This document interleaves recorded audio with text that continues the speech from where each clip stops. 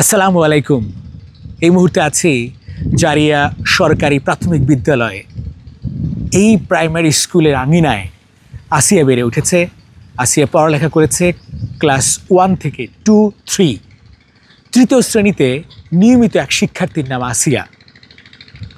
মাগুরা জেলার শ্রীপুর উপজেলার সবদালপুর ইউনিয়নের জারিয়া সরকারি প্রাথমিক বিদ্যালয়। এখান থেকে মাত্র 3 মিনিটের পথ। কয় মিনিট? 1, 2, 3 মিনিটের পথ আসিয়ার। আমার কষ্ট হয়, দুঃখ হয়, আমি মানতে পারি না। আমার হৃদয় বন্ধ হয়ে যায়।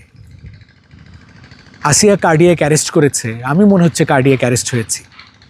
এই স্কুলে ওর হাজিরা খাতা দেখছিলাম, নিয়মিত শিক্ষার্থী প্রতিদিন আসতো।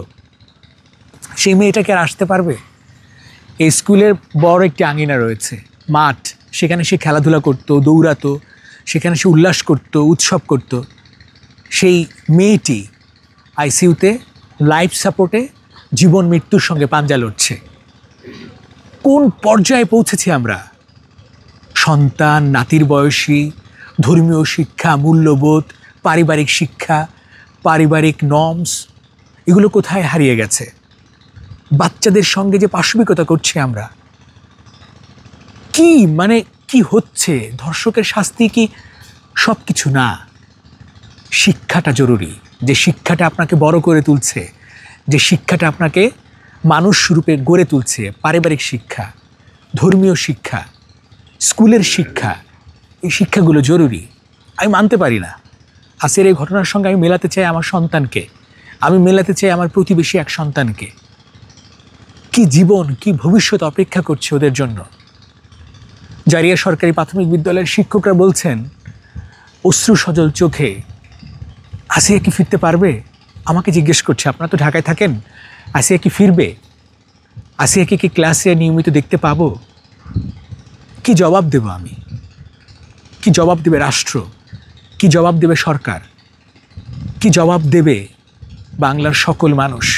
করজোড়ে অনুরোধ করি, হাম্বল রিকোয়েস্ট, প্লিজ এটা থেকে বের হয়ে আসুন। সচেতন করুন বাচ্চাদেরকে, যারা স্কুল গোয়িং বাচ্চাদেরকে সচেতন করুন যে প্লিজ তোমাদের সঙ্গে যখন এরকম অপ্রীতিকর ঘটনা ঘটবে সঙ্গে সঙ্গে বাবাকে জানাও, মাকে জানাও।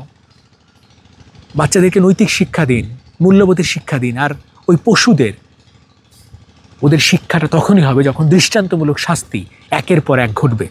সঠিক সুষ্ঠু তদন্তের মাধ্যমে এই দোষীদের, এই অপরাধীদের, জঘন্য অপরাধে দৃষ্টান্তমূলক শাস্তি হবে। তখনই দেশটা সামগ্রিকভাবে পাল্টে যাবে। সেই পাল্টে যাওয়া বাংলাদেশের স্বপ্ন দেখি আমরা, সেই পাল্টে যাওয়া নতুন বাংলাদেশের স্বপ্ন দেখি আমরা, যেখানে আসিয়ারা ঘুরে বেড়াবে, নদীতে ঝাঁপ দিবে, পুকুরে ঝাঁপ দিবে, বাড়ির আঙিনায় দৌড়াবে, স্কুলের আঙিনায় দৌড়াবে, পড়ালেখা করবে, কিশোরী মন, শিশুর মন উড়ে বেড়াবে চারদিকে। এটাই প্রত্যাশা করি। ধন্যবাদ।